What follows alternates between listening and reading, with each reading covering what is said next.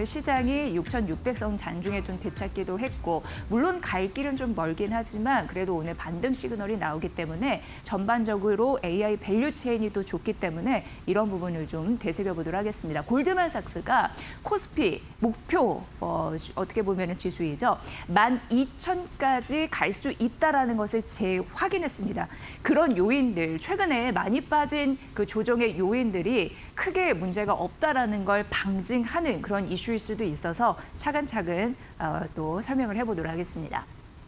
첫 번째는 반도체 메모리인데요. 이제 반도체 메모리 하면은 삼성전자, SK 하이닉스가 코스피 200 기준으로 거의 60% 이상을 차지하고 있기 때문에 굉장히 중요한 요소를 차지하고 있는데 에이전틱 AI 시대의 컴퓨트 수요는 굉장히 폭발적으로 늘고 있습니다. 컴퓨트 수요 하면은 대표적으로 우리가 생각하는 GPU, 서버, 데이터 센터 이런 부분이 되겠는데 그렇기 때문에 수요가 지치지 않고 올라가고 있다라는 부분과 더불어서 하이퍼 스케일러 같은 경우는 캐펙스 투자가 굉장히 늘고 있죠.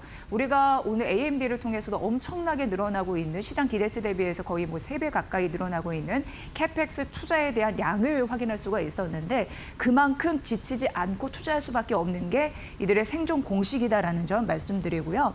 2030년 그렇다 보니까 이 토큰이라고 하는 것은 AI 시대에 문장을 이해할 수 있는 AI의 기본 단위라고 할 수 있겠는데 이게 사용량이 2030년 되면은 24배로 뛸 가능성이 있는 상황이고요. 하이퍼스케일러가 이제 설비 투자를 확대를 하면서 누적 투자는 올해부터 30년까지 6조 달러까지 늘어날 가능성이 있기 때문에 이런 부분으로 그동안 시장의 조정세를 가져다줬던 요인들이 좀 우려감이 희석이 됐다. 이렇게 보시면 될 것 같습니다. 지금 여러 가지 메모리 공급 부족 현상에 지금 나고 있는 상황이고요. 그리고 반도체 메모리 단에서 설명을 해드리는데 LTA 장기 공급 계약은 확대가 되고 있는데 기본 3년에서 5년까지 이렇다 보니까 실적 변동성을 확실히 줄여줄 수 있는 그런 중요한 요소가 될 것 같고요. 이렇다 보니까 또 내년에 이익 성장률이 40에서 50% 정도 예상이 됩니다. 이익 성장률입니다. 이렇게 50%까지 높아지고 있는 상황에서 지금 최근 주가가 많이 떨어졌기 때문에 저평가 영역이다라고 얘기를 했기 때문에 반도체 메모리 이상 무이다라는 얘기를 할 수 있을 것 같고요. 두 번째 같은 경우에는 그동안 투자자의 우려를 반박하는 그런 이슈가 될 수도 있겠는데 골드만삭스의 분석입니다. 일단 AI 하드웨어 같은 경우에는 장기 호황이 지속이 될 것이다라고 하면서 단기간에 이게 끝나지 않을 것이다라는 것을 언급을 했습니다. 그리고 뭐 알파벳 같은 경우에도 잉여 현금이 마이너스다라는 부분 때문에 시장이 쭉 미끄러질 흐름들이 있었습니다만 앞으로 미국 하이퍼스케일러 같은 경우에는 잉여 현금 흐름이죠. 이런 부분이 결국에는 회복될 가능성이 굉장히 있다. 결국 이 얘기가 뭐냐면 AI 투자를 하면서 AI 쪽에서 벌어들이는 수익이 플러스가 될 가능성이 있다라는 거거든요. 현금 주머니 어디 가지 않는다라는 것을 언급을 했습니다. 내년 이익이 둔화될지도 모른다라는 게 조정의 원인이 됐었는데 이런 우려감이 사실 지금 주가에 반영이 되면서 많이 떨어졌잖아요. 선 반영된 주가 수준이다라고 얘기를 했고요. 결과적으로 하드웨어 수요는 지속이 될 것이다라는 가능성 언급을 했습니다. 최근에 공격적인 레버리지 그런 또 리스크 때문에 우리 시장이 좀 무너지는 흐름들이 있었는데 빚내서 투자하는 레버리지 그런 공격적인 자금이 점차적으로 이제 줄고 있어서 그런 우려감도 벗어나고 있는 상황이고요. 빚 메모리 같은 경우에는 시총에서 한 40% 이상을 차지하는 굉장히 중요한 그런 핵심 섹터가 되겠는데 AI 밸류체인이 오늘도 같이 뛰는 흐름들이 나타나고 있는데 이런 부분으로 해서 모멘텀이 좀 확산될 가능성이 AI 시대에 더 굳건하게 자리 잡고 있다고 골드만삭스에서는 분석을 했고요. 지배구조 개혁에 대한 기대감 있는 상황입니다. 이거 코리아 시장을 얘기를 하는 겁니다. 그렇기 때문에 정책 모멘텀 아직까지는 반영이 되어 있지 않아도 지배구조 혁신 관련한 종목들 앞으로 좀 보셔야 될 것 같고요. 왜냐하면 주가가 낮아진 상황에서 앞으로 정책 모멘텀이 붙기만 한다면 조금 더 갈 가능성이 있으니까 추가 상승 모멘텀이 이쪽에서 나올 가능성을 언급을 했고요. 이익은 높아지는 게 차츰차츰 확인이 되는데 지금 주가가 많이 떨어졌기 때문에 밸류 매력은 충분하다라고 하면서 코스피 12,000 흔들지 않고 그대로 가져가게 됐습니다. 그러면 골드만삭스는 다음 페이지에서 우리 시장에서 어떤 종목군을 봐야 되는지 설명했냐면 첫 번째는 반도체, AI, 전력기기, 피지컬 AI입니다. 오늘 이런 섹터들이 동반 오르고 있는데 그런 걸 방증하는 듯합니다. 그리고 방산 조선 되겠고요. 우리나라가 한때 조방원 굉장히 뛰었잖아요. 하지만 주가가 많이 급락한 상황에서 AI 반도체를 제외하고서는 빚을 못 봤던 그런 섹터이기도 하고 하지만 순환매가 전반적으로 돌면서 다시 한번 부각받을 수 있는 섹터라는 점 다시 한번 환기가 시켜주는 그런 부분이고요. 앞서서 말씀드렸다시피 정책 모멘텀 때문에 지배구조 혁신 관련주 이런 부분 보시고요. 그동안 지수자 중에는 저평가된 종목들이 뭐가 있는지 그리고 고배당 관련주도 이쪽에 해당이 된다는 점 말씀드립니다. 내수 경기가 회복이 되면서 탄력을 받을 수 있는 종목들도 보셔야 될 것 같습니다. 금융, 건설, 백화점 이런 쪽으로 머니코드에서도 옥석가리 좀 해드릴 거고요. K컬처에서 최근 화장품, 미용기기 이런 쪽 호텔 오늘도 GS P&L 관련 주도 좀 준비를 했는데 이런 종목도 선별해서 여러분께 알려드리겠습니다. 네, 반도체도 봐야 되죠. 일단 KB증권에서 오늘 아침에 리포트를 냈는데 이제 반도체 투자자를 할 때 의심은 그만해라. 확신의 구간으로 진입을 했다라고 하면서 다소 좀 명확하게 이런 입장을 전했더라고요. 사실 이제 7월 들어서 반도체주가 고점 대비해서 34%나 빠졌습니다. 이게 오늘의 그 주가는 반영하지 않은 상태에서 어제까지 종가로 좀 확인을 해본 게 이제 오늘 아침에 나온 리포트이죠. 그런데 이제 코스피가 7월에 22%나 하락을 했잖아요. 왜냐하면 마지막 급여일에 사상 최대의 수익률을 냈으니까 그걸 더해도 마이너스 20인데 근데 결과적으로 반도체가 코스피 하락률에 비해서 더 크게 떨어졌다라는 것을 우리는 이해를 할 수 있습니다. 이유는 북미 대표적으로 클라우드 서비스 업체에서 잉여 현금 흐름이 적자를 기록하고 있다라는 우려감 이런 부분이 이제 대표적으로 이제 알파벳 여기 확인이 됐고 AI 투자가 그래서 과연 지속될 수 있을까라는 우려감 때문에 반도체가 고점 대비해서 거의 40% 급락한 흐름들이 있었다라는 점인데 그래서 의심이 많으셨다라는 걸 일단 말씀드립니다. 하지만 확신의 구간으로 진입했다라는 결정적인 이유들을 또 밝혀냈는데 그걸 좀 찾아보도록 하겠습니다.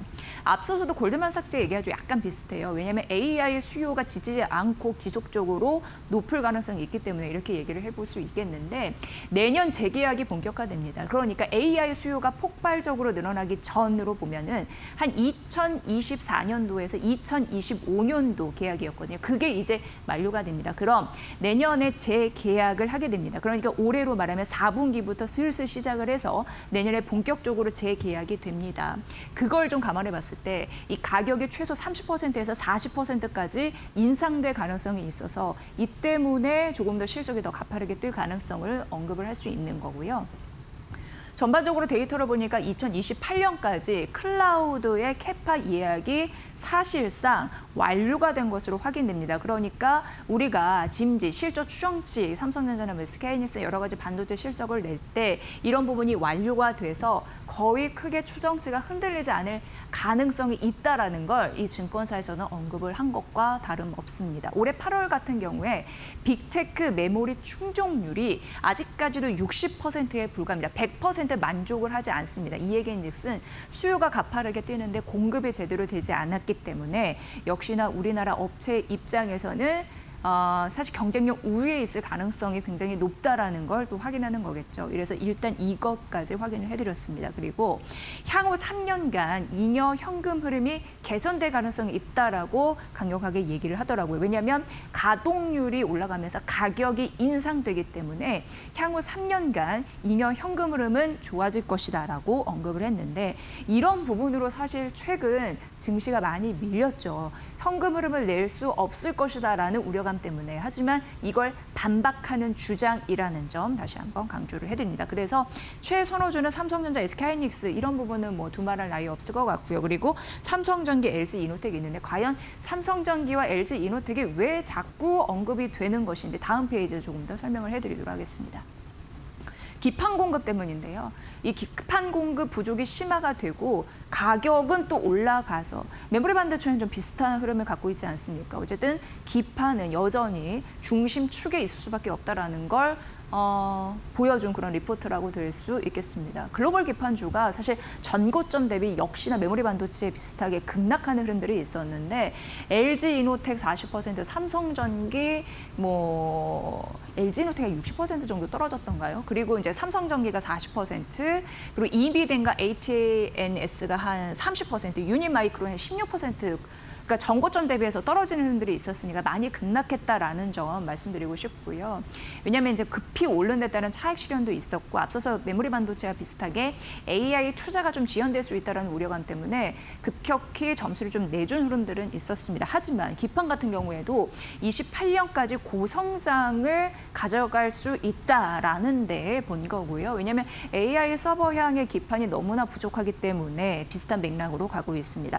평균 판매 단가 올라가고 그리고 공급자가 그러니까 대표적으로 삼성전기, LG 이노텍이 되겠습니다. 우위에 있는 상황이고 지금 고객사가 설비 투자를 늘려야지 자기네들이 물건을 공급받으니까 이런 부분에서도 공동으로 투자를 하겠다라는 의지까지 내비치고 있는 상황입니다. 그래서 어쨌든 흔들리지 않는 28년까지 수요가 뒷받침되면서 이런 부분으로 이제 자금이 들어올 가능성이 있기 때문에 실적 부분에서 큰 미스 없이 오히려 더 성장할 수 있는 구간이다라고 언급을 했습니다.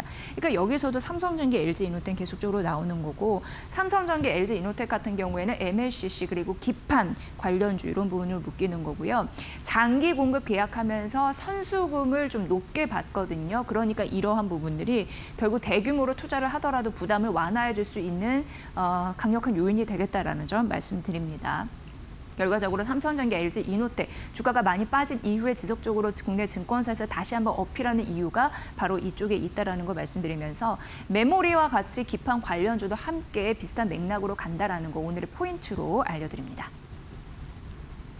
네, 그리고 이제 올해 세제 개편안 이런 부분에 대해서 관심 많으시더라고요. 그런데 이제 결정적으로 건설 관련해서도 어떤 종목들을 봐야 될지 파생된 그런 섹터 오늘 하나증권에서 나왔습니다. 이제 골자만 알려드리면 이제 28년까지입니다. 이 얘기는 워낙 좀 많이 들으실 것 같아서 좀 정리를 해보면 1주택 실거주 중심의 매매 거래가 좀 활성화될 가능성이 있다고 합니다. 그러니까 자기가 살 집을 거래할 수 있는 가능성이 굉장히 크다라는 부분에서 투자 포인트가 이렇게 나와 있는 상황이고요. 그걸 좀 잠시 좀 언급을 해드리면 다주택자 같은 경우에는요. 양도세 중과 완화, 그러니까 내년과 그리고 2028년까지 일시적으로 좀 완화해주는 흐름들이 있거든요. 그러니까 이 안에 처리를 하려고 할 겁니다. 그럼에도 불구하고 종부세 부담은 큽니다. 그래서 조정지역 매입 단계를 매입 임대를 보유한 아파트 소유자라고 해야 될까요? 그리고 1세대 1주택 장기 보유 아파트를 가지고 계신 분들도 2028년 이후에 세금을 세게 맞을 수 있으니 그 이전에 매도를 할 수 있는 유인들이 지금 생기고 있다라는 거고요. 그래서 1세대 1주택 주거용 아파트 같은 경우에 수요가 늘 가능성이 있어서 수요가 늘면은 매매 거래가 활성화되잖아요. 이런 건설 바람이 있으니 이와 관련된 인테리어 수요가 늘 가능성이 있다라고 하면서 세제 개편안의 수혜주는 결국 B2C 기업 대 개인 소비자, 인테리어 관련주가 호황을 맞을 수 있다라고 언급을 했습니다. 이런 서사는 좀 이해가 되실 것 같고요. 결국 아파트 이런 거주지에 아파트를 많이 사면서 건설 섹터 안에서도 인테리어 관련주 이런 부분이 호황을 맞을 수 있다라는 거고요. LX 하우시스, 한샘, 현대 리바트 이런 종목들의 수혜를 입을 수 있다라고 하니까 이 종목들 그리고 이 산업군도 눈여겨보시면 될 것 같고요. 다음 이제 대우건설입니다. 대우건설 같은 경우에는 오늘 다수의 국내 증권사들이 분석을 했더라고요. 그런데 저는 특별히 이제 LS증권의 대우건설을 픽을 해봤고 8월에 크리스마스다라고 얘기를 하면서 28,000원 목표주가 유지했는데 그 이유를 좀 말씀드리도록 하겠습니다. 일단 2분기는 실적 잘 나왔습니다. 여기를 보면은 건축 쪽에서 마진이 좀 잘 나와서 이익 체력을 확인해 줬구나라는 걸 느낄 수가 있었고요. 어닝 서프라이즈를 기록한 이후에 어제 주가가 14% 종가 기준으로 마무리가 됐고 오늘도 오르는 흐름들이 나타나고 있습니다. 그럼에도 불구하고 PBR은 1.5배로 다른 글로벌 원전 기업 대비해서는 굉장히 저평가받고 있다라는 흐름들 언급이 되고 있고요. 여기서 이제 놀라운 건 바로 이 세 번째 박스가 되겠습니다. 연간으로 수주 목표액을 굉장히 높였습니다. 이전에는 18조 원인데 무려 9조 원이나 높여 잡은 거거든요. 그러니까 연간 수주하는 고 금액 27조 원까지 바라봤다. 굉장히 많이 뛴 겁니다. 이걸 보면서 대형 프로젝트 이쪽으로 수주할 수 있나라는 기대감을 갖게 하고 대표적으로 체코 원전, 모잠비크 LNG, 나이지리아 비료, 가덕도 신공항에 대한 기대감을 조금 더 높일 수 있는 요인이 되겠다라는 점. 왜냐하면 연간 수주 목표를 이만큼 올려 잡았기 때문에 그래서 오늘 시장에서도 대우건설 최근 시장에서도 가파르게 오를 수 있는 이유가 이런 기대감이 잡아줄 것이다라고 이 증권사에서는 얘기를 했습니다. 그리고 아니나 다를까 장 마감 이후에 파푸아뉴기니 LNG CPF라고 해서 여기 또 우선 협상 대상자로 선정됐다라는 공시 또한 나온 바가 있습니다. 결과적으로 봤을 때 강력한 수주가 성장의 촉매세로 자리 잡고 있는 상황이고요. 실적도 잘 나와서 건축 마진에 대한 이익 체력을 입증했기 때문에 앞으로 이런 부분 더해서 대형 원자 SMR 조금 더 붙어준다면 추가적으로 상승이 좀 쭉 될 수 있겠다라는 가능성이 있겠죠. 그래서 최근에 대부분의 종목들이 이제 시황이 안 좋아지다 보니까 그리고 변동성을 거치다 보니까 일단 뭐가 좋다라는 꼴이 있더라도 목표주가 하향하는 흐름들이 있는데 8월에 크리스마스라고 하면서 목표주가 흔들리지 않았으니 확실한 호재가 수주와 실적에 있다라는 걸 느낄 수 있는 리포트였습니다. 이 부분 챙겨보시면 될 것 같고요.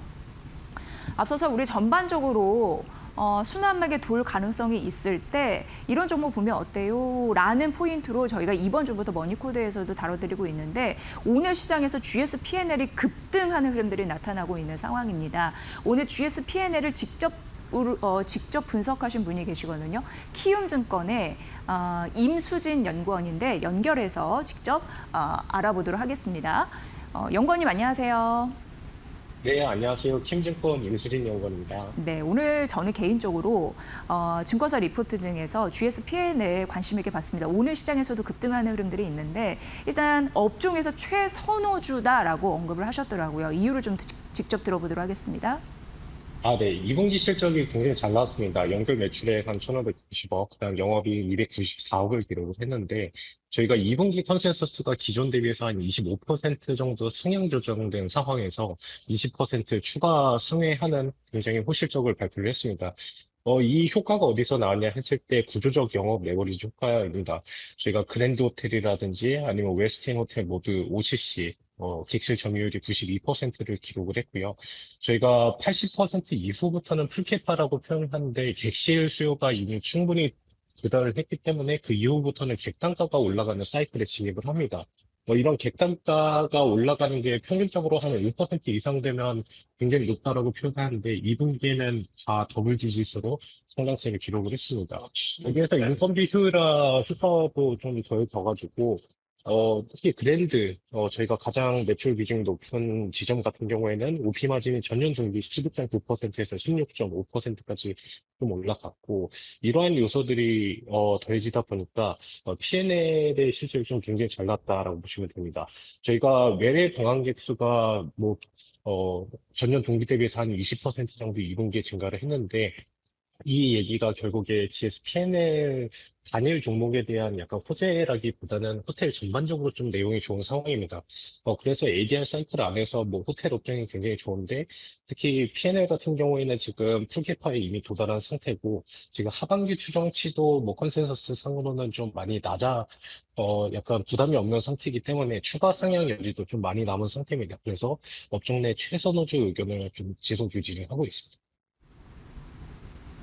네, 실적이 좋아서 이런 부분에 대해서 긍정적인 점수를 주셨군요. 근데 이 종목 같은 경우는 사실 전반적으로 업황은 좋긴 한데 사실상 그동안 주가가 너무 못 가서 아쉬워하시는 분들이 계시는데 앞으로 주가 정상화의 과정을 착착 밟아 나갈 수 있을지는 궁금합니다. 어떻게 보세요? 네, 현재 주가는 업황이 굉장히 좋음에도 불구하고 뭐 반도체 수급 쏠림 현상이라든지 호텔 업종뿐만이 아니라 뭐 코스닥 업종 전반적으로 좀 밸류에이션 디레이팅이 진행되고 있어서 좀 소외됐다 이렇게 표현을 하고 있고요. 뭐 일각에서는 유료 할증료 인상에 따라서 뭐 중장거리 노선 아무래도 미국이라든지 유럽권 고객 비중이 한 30% 정도 되기 때문에 이쪽에서 수요 이탈이 하반기에 나타날 수 있지 않냐? 약간 이런 우려가 있었으나, 예약률 등을 살펴봤을 때 3분기 수요도 매우 견조한 상황입니다. 그렇기 때문에 지금 업황이 확인됐기 때문에, 밸류에이션 정상화가 필요한데, 저희가 27년도 기준으로 생각을 했을 때, 인바운드를 가장 보수적으로 성장세를 감안하더라도 지금 현재 멀티플 10배 수준으로 뭐 엔터, 레저, 전체 섹터 안에서 가장 저평가된 국면에 좀 진입했다. 업황이 이렇게 좋음에도 불구하고 약간 주가가 이렇게 싸졌을 때는, 반등 기회가 어떻게 보면 시장이 정상화되는 국면에서 더 빠르게 나타날 수 있다라고 보고 있습니다. 그게 하반기에 좀 이루어질 것으로 기대를 합니다. 네, GS P&L 들어봤습니다. 목표 주가 7만 원 얘기를 해주셨으니까 그 부분 참고해 보시고요. 사거리에 상승하고 있고 실적 호전주의고 앞으로 주가 정상화 과정을 잘 밟아 나갈 수 있을지 관전 포인트라고 하셨으니까 이 부분 참고해 보시면 될 것 같습니다. 연구원님 잘 들었습니다. 네, 감사합니다. 네, 키움증권의 임수진 연구원 연결을 해봤습니다. 관심 종목 이런 부분 좀 잘 참고해 보시고요. 다음 넘어가 볼게요.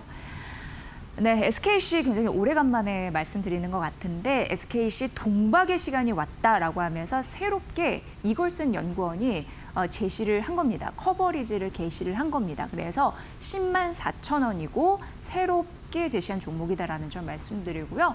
일단 2분기 같은 경우에는 실적이 마이너스 난 것처럼 보였지만 적자의 폭이 줄어들고 있는 반가운 소식이 들리고 있는 종목이고요. 동박의 시간으로 적은 거와 봐서 동박이 그래도 잘 나왔구나라는 걸 확인할 수가 있었습니다. 그리고 내년에 2차 전지 소재 부분의 흑자 전환이 가능하다라는 데이터도 우리가 알 수 있었고요. 말레이시아 쪽 가동률이 높아지고 고정비는 좀 커버가 되면서 긍정적인 그런 효과가 나타나고 있습니다. 동박의 시간이라고 하는데 동박 생산량이 대폭 늘어날 것으로 보입니다. 올해만 봤을 때 73% 급증하는 흐름 나타날 가능성이 있고요. 여기가 또 유리기판 사업이 좀 본격화될 가능성도 언급이 되고 있는데 반도체 패키지, 기판 소재 업그레이드는 결국 유리 쪽 소재가 되지 않겠느냐 이렇게 언급이 되고 있습니다. 유상증자 완료 이런 부분도 되면서 재무부담 낮아지고 있는데 부채 비율도 줄어들고 있다고 하더라고요. 이런 부분도 리포트에 좀 눈에 띄었습니다. SKC 동박의 시간이 왔다라고 하니까 그런 부분으로 주가 상승을 끌어당길 수 있을지 관심 있게 보시고요. 마지막으로 코나아이 보도록 하겠습니다. K자형 성장 최대 수혜라고 하는데 일단 시장 실적의 하방 이런 부분을 방어할 수 있는 건 지역 화폐이고 상방을 돌파할 수 있는 카드는 메탈 카드이다라고 언급을 해드리겠습니다. 코나이 하면은 지역 화폐 이런 부분이 좀 자연스럽게 떠오르실 것 같아요. 관심 있는 분이시라면 일단 국가 지자체 예산이 좀 고착화되면서 이게 직접적으로 예산을 지원해 주는 거잖아요. 그래서 주민은 선호할 수밖에 없겠고 운영이나 이런 부분을 좀 대리해 주기 때문에 공무원 같은 경우에는 좀 편하죠. 그리고 관리도 쉽고 이런 부분 때문에 선호하고 있고 소상공인도 선호하고 있고 그러니까 이 주체들이 사회 활동하는 주체들이 결론적으로 이런 부분을 좋아한다라는 걸 확인할 수가 있겠고요. 정치와 또 무관하죠. 그렇기 때문에 구조적인 성장이 기대되는 그런 섹터이다라고 언급되고 있습니다. 자, 상방을 돌파할 수 있는 카드는 무엇이냐? 메탈 카드라는 건데요. 머스크 같은 경우에도 엑스머니를 채택해서 이런 부분이 화제가 됐는데 글로벌 1위 기업을 어떻게 보면은 잠식할 수 있는 굉장히 이제 중요한 또 모멘텀으로 언급이 되고 있습니다. 사실 이제 메탈 카드라고 하면 플라스틱 카드를 대체한다기보다는 보다 핀테크 업체들의 주력 상방 모멘텀이라고 볼 수가 있는데 경쟁이 심화되면서 비용을 지불하는 그런 흐름들도 많아지면 동사는 수혜를 받을 가능성이 있다라고 보여집니다. 메탈 카드이기 때문에 프리미엄 카드에 대한 그런 느낌 드시죠. 그런데 이 수요는 늘 가능성이 있다라고 보여지고요. 이런 부분으로 시장을 선도할 수 있는 가능성이 있다라는 부분인데 지역 화폐가 든든한 하방을 지켜준다면 메탈 카드로 이 상방을 뚫을 수 있는 그런 화제성 그런 요인이 될 수 있다고 하니까 여러분도 보시고요. 이건 역시 코나아이도 IBK 투자증권 이 연구원이 새롭게 커버리지를 게시한 그런 종목이기 때문에 오늘 머니코드에서 소개를 해드렸습니다. 이런 부분 살펴보시면 될 것 같습니다.